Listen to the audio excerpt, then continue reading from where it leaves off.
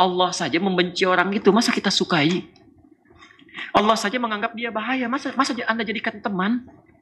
Kalau Allah saja tidak ridho pada orang itu, masa kita ridho? Itu yang berbahaya itu. Dan ini lebih berbahaya daripada orang musyrik. Karena orang musyrik itu bisa musyrik untuk dirinya, tapi orang seperti ini bisa menghambat orang dapat hidayah. Makanya Allah menyampaikan, orang ini kalau nggak tobat selama hidupnya, maaf ya, itu kalau nggak tobat, itu kata Allah langsung disampaikan. Karena itulah kemudian ketika mereka akan disampilkan pada neraka, mereka meminta kepada Allah diberi kesempatan lagi. Jadi ada orang-orang yang saat diberikan kesempatan oleh Allah di dunia, dia tidak memaksimalkan kesempatan itu untuk berbuat baik. Dan tolong ingat ini ya, ini surah ayat masuk di surah Al-Munafiqun. Orang munafik. Nah, sifat munafik itu dibagi dua oleh Quran. Ada memang orang-orang itu non-muslim, dalam konteks kafir, tapi lebih banyak yang merasa beriman, masuk Islam, mengaku muslim, tapi tidak memanfaatkan keislamannya dengan baik. Misal, kalau non-muslim punya harta banyak tidak berzakat karena nggak punya iman. Tapi ini sudah masuk Islam, harta dititipkan oleh Allah, nggak mau zakat. Kalau non-muslim tidak mau sholat, nggak beriman. Tapi ini sudah beriman, nggak mau sholat. Ini sebetulnya apa yang ada dalam jiwamu gitu kan? Kalau bahasa-bahasa Quran itu. Seakan-akan iman tuh nggak sampai ke hatinya, cuma di mulutnya aja mengatakan saya muslim. Tapi karena nggak sampai ke jiwanya, tidak teresapi. Itu diantaranya ada di Quran surah 49 ayat ke-14. Kan qalatil a'rabu amanna, orang-orang Arab Badai mengatakan saya beriman. Kul katakan Muhammad lam tu'minu, kalian belum serius imannya, belum beriman dengan serius. Walakin qulu aslamna, cukup katakan baru masuk Islam. Islam itu kan baru bersyahadat.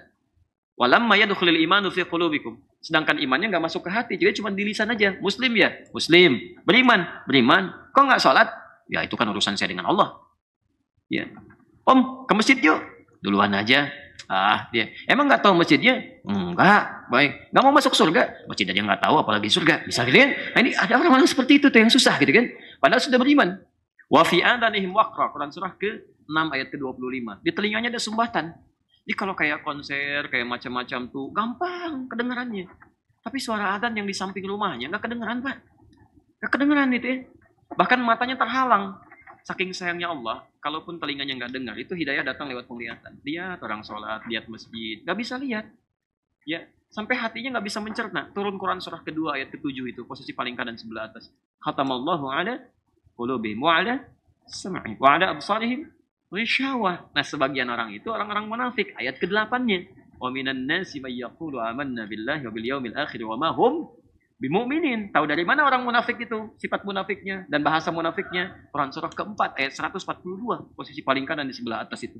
Innal munafiqina yukhadi'una Allah wa khadi'uhum wa idza qamu ila sholati qamu kusala.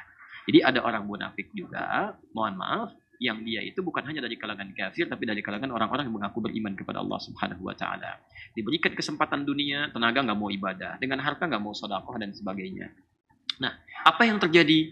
Ternyata orang-orang ini, apalagi kalau sifat munafik ini bukan cuma tidak mengerjakan ibadah, tapi juga menghambat orang lain untuk ibadah. Itu yang paling bahaya. Itu tingkat munafik tertinggi. Ya. Jadi kalau ada orang munafik mengaku muslim, tapi kemudian menghambat orang ibadah, dan bahkan mengingkari ayat Quran, bahkan minimal mengolok-oloknya, itu paling bahaya. Itu ada di Quran surah keempat ayat 140, posisi paling kiri sebelah bawah. Ada yang begitu. Hati-hati. وَقَدْ نَزَّلَ عَلَيْكُمْ فِي الْكِتَابِ أَنْ إِذَا سَمِعْتُمْ آيَاتِ اللَّهِ يُكْفَرُ بِهَا وَيُسْتَهْزَأُ بِهَا فَلَا تَقْعُدُوا مَعَهُمْ حَتَّى يَخُوضُوا فِي حَدِيثٍ غَيْرِهِ إِنَّكُمْ إِذًا مِثْلُهُمْ إِنَّ اللَّهَ جَامِعُ الْمُنَافِقِينَ وَالْكَافِرِينَ فِي جَهَنَّمَ جَمِيعًا. Kalau Anda pernah mendengar orang-orang berbicara komentar tentang ayat-ayat Allah, tapi dia simpangkan maknanya.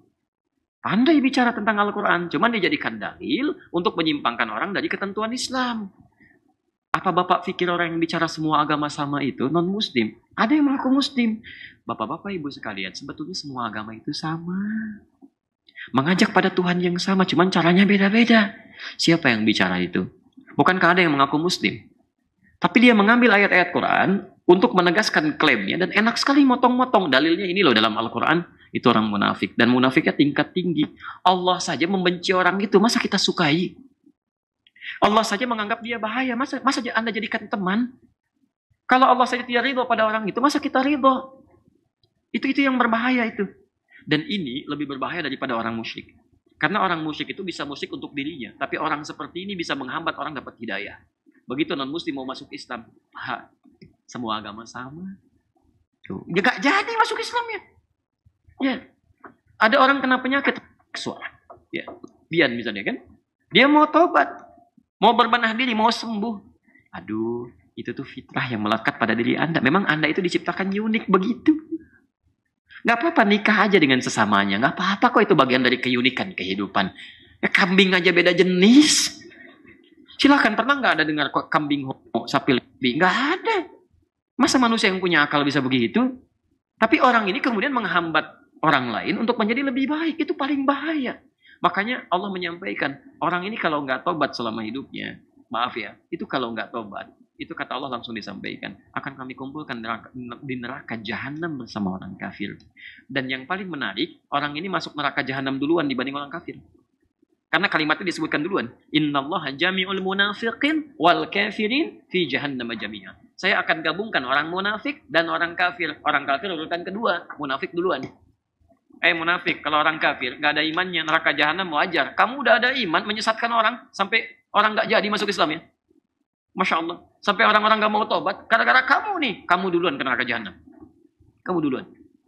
Neraka jahanam nggak usah dilukiskan itu. Sebelum masuk ke dalamnya, itu apinya udah terasa. Quran surah 40 ayat 46 sampai 47. An-naru yuraduna 'alaiha ghuduwwan wa 'ashiyya. Neraka itu terus ditampilkan dari sejak alam kubur. Setiap pagi sampai petang. Dari sejak di alam kubur, Pak. Kalau nggak percaya silahkan aja. Kalau sudah tahu ditampilkan nggak usah nekat gitu kan. Biarin aja mereka tuh. Ya. Dan yang paling hebat, Masya Allah, pernah dengar masuk surga tanpa hisab? Orang-orang ini masuk neraka tanpa hisab. Ada di Quran surah 18 ayat 100 sampai 101, posisi paling kiri sebelah atas. Di saat orang tegang menyaksikan kitabnya, kan ada yang kitabnya dengan tangan kanannya itu kan, dia ini senang. Ada yang di belakang tuh, ya. Selesai, aduh takut. Yang ini bingung, saya di mana nanti ya? Kanan apa kiri? Apa di belakang? Tiba-tiba turun ayat, wa aradna jahannama yawma idzinil kafirina aradha. Dan kami langsung akan tampilkan neraka jahanam sejelas-jelasnya bagi orang-orang yang ingkar ini seterang-terangnya. Sebelum masuk nerakanya. Ini kalau dalam bahasa kita begini, ya, kalau dalam bahasa bebasnya, kamu nggak usah mikirin di mana kitabnya. Tempat kamu di sini di neraka ini, nanti langsung masuk aja. Siapa mereka ini? Yang mengejutkan ayat 101-nya. Kalau yang kafir wajar, 101-nya, alladzina kanat a'yunuhum fi ghita'in an dzikri wa kanu la yastati'una as-sam'a. Yaitu orang-orang yang umumnya ketika diingatkan, dia nggak mau lihat ayat-ayat kami. Dan kalau diingatkan dengan kalimat-kalimat baik, gitu kan? Nggak mau dengar azan, nggak mau dengar sholat, ngajaknya berdebat melulu dan sebagainya. Itu yang berbahaya. Karena itulah kemudian ketika mereka akan disampaikan pada neraka, mereka meminta kepada Allah diberi kesempatan lagi.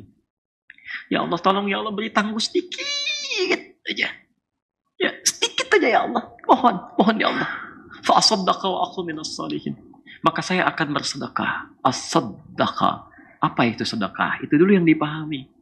Sedekah itu, sedekah dalam bahasa Arab, secara fikih disebut kullu ma'rufin sedekah. Setiap kebaikan-kebaikan yang bisa kita kerjakan sebagai ibadah, itu disebut dengan sedekah. Di sedekah itu nama umum bagi semua ibadah yang mampu kita kerjakan. Zakat disebut sedekah. Bagian dari sedekah, Quran surah ke-9 ayat ke-60. Innamas shadaqatu lil fuqara. Zakat itu diperuntukkan bagi orang fakir, orang miskin. Sedekah dan dijamakkan. Kenapa dijamakkan? Karena zakat itu banyak manfaatnya. Itu haknya 8 golongan, Pak. Jadi kalau Bapak wajib zakat gak dikeluarkan, Bapak sudah berbuat zalim pada 8 golongan. Karena hak mereka tidak diberikan. Dan nanti orang zalim itu di hadis Muslim nomor hadis 5611, kezalimannya nanti ditukar begini. Pahalanya akan diberikan pada yang dizalimi itu. Jadi kalau Anda nggak keluarkan zakat, nanti pahala-pahala baik Anda itu akan ditukarkan dengan orang-orang yang dizolimi oleh Anda. Ya, misal orang fakir belum dapat zakatnya, Anda berhak itu untuk mengeluarkannya, hak mereka, kewajiban Anda. Maka kebaikan Anda dipindahkan ke orang fakir itu. Kalau Anda nggak punya modal kebaikan lagi, maka dosa-dosa orang fakir itu diambil, disimpankan kepada Anda, dibalikan. Itu belum selesai, baru fakir, belum yang miskin, kan? Belum yang mu'allaf, kan? Ya Allah, saya itu kurang ibadah karena nggak ada tuntunan, ya Allah. Saya mau baca buku, bukunya nggak ada. Mau belajar perangkat taklim, nggak ada perangkatnya, ya Allah. Karena memang perangkat saya yang diambil dia, haknya dalam zakat yang belum dia keluarkan, ya Allah. Nuntut tuh. Wal gharimin. Hati-hati, gitu kan. Banyak hal itu. Sampai ke yang fi sabilillah dan sebagainya. Orang-orang Rohingya pada teriak. Orang-orang Aleppo pada teriak. Ya Allah, keadaan kami begini ya Allah. Sulit mendapatkan makanan dan sebagainya. Bukan karena makanan nggak ada juga rezeki darimu ya Allah. Tapi rezeki kami itu dihambat oleh orang-orang yang punya zakat. Nggak pernah dikeluarkan ya Allah. Antum mau jawab apa? Infak itu disebut dengan sedekah. Salat kita disebut dengan sedekah. Haji disebut dengan sedekah. Umrah disebut dengan sedekah. Jadi ketika mengatakan fa'as-sedekah, itu kalimat umum yang sekiranya antum harus melihat antum dapat titipan apa dari Allah. Kalau harta benda, cepat gunakan untuk kepentingan ibadah. Pertama kali jangan jauh-jauh, sekitaran dulu. Ibadah lingkungan keluarga, coba cek orang tua. Infak mau jauh-jauh dulu, coba cek ibu bapak, barangkali jarang cerita. Tapi kok sindiran-sindirannya terasa. Sikap-sikapnya nampak gitu kan. Maka infak pertama itu untuk orang tua. Quran surah kedua ayat 215. Istri, anak-anak, carikan sekolah yang bagus. Ini kan kadang-kadang aneh antum ini. Tetangga dipikirin, anak sendiri dibiarin. Ji, kemana kemarin? Di masjid nggak talim, saya tungguin. Tetangga disebut-sebut, anak sendiri nggak diajak. Berarti, kok kerudungnya masih begitu aja? Kapan mau gantinya? Masya Allah, tetangga diisengin, anak sendiri nggak pakai jilbab. Coba dilihat dulu gitu kan. Coba dilihat sekitar ada, setelah itu aspek terjauh, tingkatkan salatnya, puasanya, macam-macamnya. Jadi ayat itu ingin mengatakan bahwa ada orang-orang yang merasa mereka kecewa dan menyesal. Menyesal. Karena tidak pernah pandai melihat titipan, tidak difungsikan dengan baik. Ini mata, titipan Allah. Terserah Allah mau diambil kapan. Mumpung masih ada penglihatan baik, gunakan untuk melihat yang baik-baik. Lihat mushaf, baca Quran. Kalau sudah diambil, Pak, mau lihat apa lagi? Ini kaki, titipan Allah. Terserah Allah mau ngambil kapan aja. Mumpung masih ada, gunakan yang baik-baik. Ada orang kakinya lumpuh, masih mau ke masjid. Antum masih pada sehat, belum mau melangkah juga. Saking sayangnya Allah, sepeda dikasih, motor dikasih, mobil dikasih. Kalau hujan nggak bocor gitu kan, silakan. Ada orang nggak punya sepeda, nggak punya mobil, ya nggak punya, bahkan kendaraan aja nggak ada. Jalan kaki ke masjid, jarak rumahnya 1 kilo, masih ke masjid jalan kaki. Ya Allah.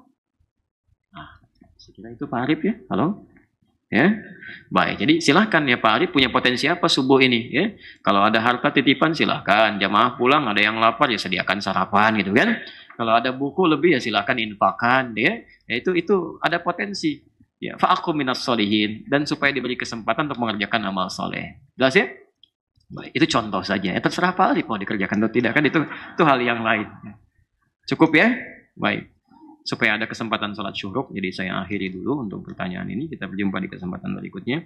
Teman-teman sekalian, jika ada yang benar, itu petunjuk dari Allah dan Rasulnya sebagai gambaran untuk kita amalkan tanpa harus kita tunda. Tapi kalau ada kesalahan dari apa yang saya sampaikan, itu mutlak kesalahan saya pribadi.